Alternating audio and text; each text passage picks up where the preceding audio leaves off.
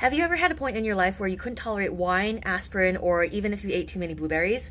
This could be that your sulfation pathway is a little bit out of whack. This is part 4 of my detoxification series, where we're going into deep dive on detox for chronic health issues such as mold, heavy metals, or other exposures like plastics and herbicides. The other videos covering phase 1, phase 2 overview, and glucuronidation are in my page, so you can go ahead and just scroll up. There are the videos right before this.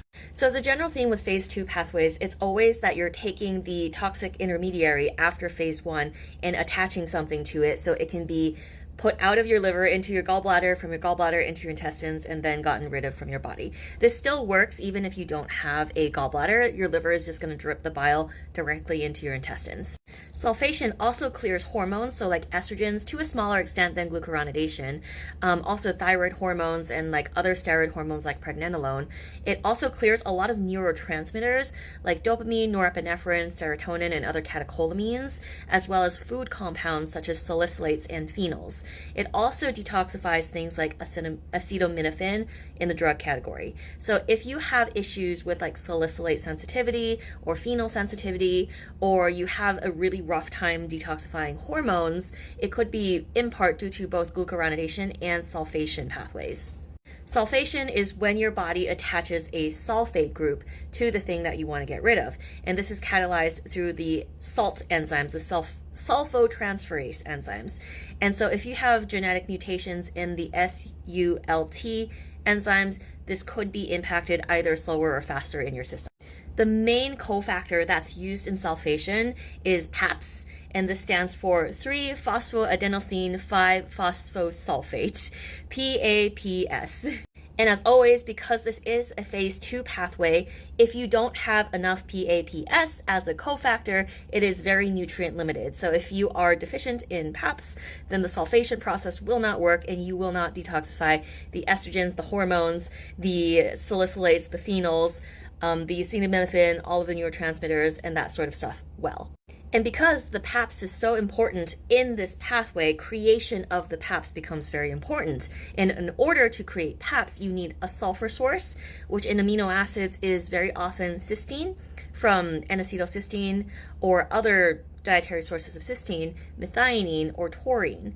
And methionine and taurine, so all three of these actually are very implicated in the methylation cycle again. So this is where the MTHFR mutation would influence the endogenous production of these amino acids if you're not getting them enough from the diet. So methionine is at the top of the methylation cycle, and that becomes SAMe. SAMe goes down to homocysteine. Homocysteine can go down to into cysteine, and then cysteine goes through the transsulfuration pathway and turns into taurine. So if you have any hiccups in this production process, then you can have an issue with the amount of these amino acids, especially taurine, which is why sometimes when we want to push this pathway a little bit more or encourage bile solubility in detoxification, we can give a little bit of taurine. Other cofactors for the PAPS production include vitamin B6, especially in P5P form, molybdenum, and magnesium. So these are really important, just like in general, for the creation of PAPS. PAPS also requires glutathione in terms of like the sulfur recycling, so that can also be an important part of it. Now, if you have a classic mold toxicity problem where you don't have like any other sulfur issues, then it's important to like replete your sulfur amino acids so that sulfation can progress. You can make the PAPS in order to detoxify mold toxins. But just like with glucuronidation, how it can get compromised by gut bacteria with the beta-glucuronidase, sulfation can also be compromised by sulfur intolerance in the gut. So if you have hydrogen sulfide small intestinal bacterial overgrowth, this can make you very sensitive to sulfur. And this is mostly because the bacteria that cause hydrogen sulfide SIBO are sulfur reducers, where they make sulfate into sulfide, and then your body then has to take the sulfide and turn it back into sulfate for you to be able to create those PAPS in order to do this sulfation process. And this process is catalyzed by the sulfite oxidase enzyme, which requires molybdenum B6, and glutathione. So this enzyme very often gets overwhelmed if the hydrogen sulfide SIBO is not controlled, because it needs to keep turning the sulfate back in order for this sulfation process to work. And that sulfation process itself also needs the use of molybdenum, B6, and glutathione. So you're constantly running through these cofactors that you need to be able to produce the things that you need in order to detoxify. And all along this entire process, that hydrogen sulfide bacteria is constantly undoing your progress. So very often in these cases, you can give molybdenum to try to see if you can continue to support that enzyme, the sulfide oxidase enzyme, or the PAPS creation, the enzyme that catalyzes that.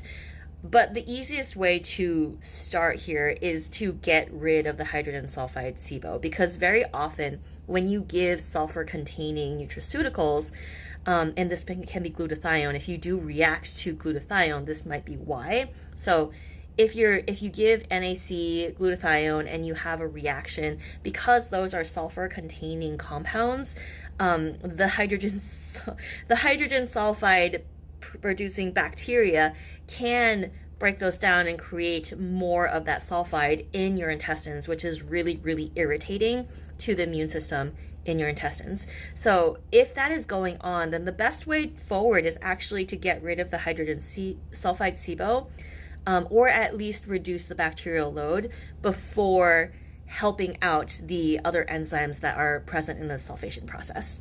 And treating hydrogen sulfide SIBO is actually kind of tricky because it is a little bit different from treating hydrogen or methane SIBO.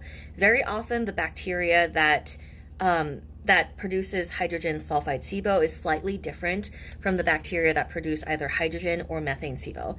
And just as a clinical pearl, very oftentimes treating hydrogen sulfide SIBO, it can be more effective if you use herbs that are effective against treating bacteria that are commonly found in UTIs.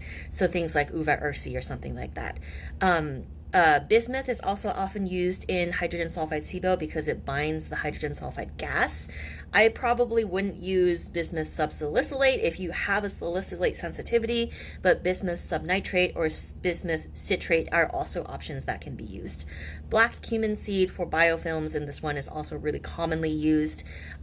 If you need to go a little bit more of a gentle route, other probiotic bacteria that are very, very gentle, especially if you have sensitivities to other things like histamine or something else. You want to be very careful here, but there are certain strains of bacteria that can also help decrease the hydrogen sulfide bacteria. So things like Lactobacillus plantarum. So yeah, this one is a little bit of a longer one. Sulfation is really important, and it has a lot of issues where it can go wrong, and there's like a chicken or egg thing that can happen with hydrogen sulfide SIBO. But if we can get the bacterial load down in hydrogen sulfide SIBO, provide the cofactors, then usually sulfation can be run pretty well again or repaired. And then again, we have to address to see if like MTHFR mutations or any mutations along that same methylation cycle are having any impact in the precursor sulfur-containing amino acids that are required for sulfation. If we can check all of those boxes, making sure that we have the sulfur-containing amino acids, but at the same time, we are not aggravating the hydrogen SIBO sulfide by providing sulfur-containing amino acids, we have to solve that issue. And that can be really complex sometimes in practice, but once we can solve what's going on here, then we can have sulfation run a little bit clearly, and that will decrease salicylate sensitivity over time. So hope this helps. In the next video, I'm going to talk about glutathione conjugation.